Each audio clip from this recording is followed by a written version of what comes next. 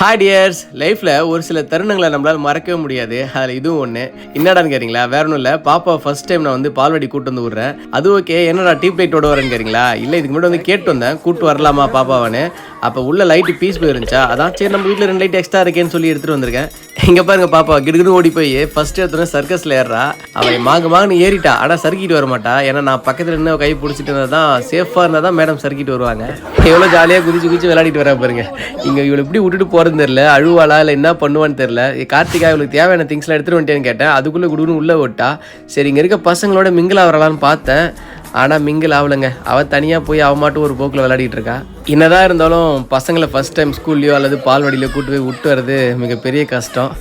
நான் விட்டுட்டு வெளில வந்துட்டேன். ஆனால் கார்த்திகாவை பாருங்கள், அங்கேயே நின்று எட்டி பார்த்துட்டு இருக்கா, என்ன பண்ணுறாளோ அழுவாளோன்னு. சரின்னு உள்ளே போய் பார்த்துட்டு வந்தா. ஆனால் விளையாடிட்டு இருந்தா. சரி ஓகேன்னு சொல்லிட்டு அப்படியே கிளம்பிட்டோம். திரும்பி கூப்பிட வரும்போது தான் தெரியும் என்ன நிலைமையில இருக்கான்னு.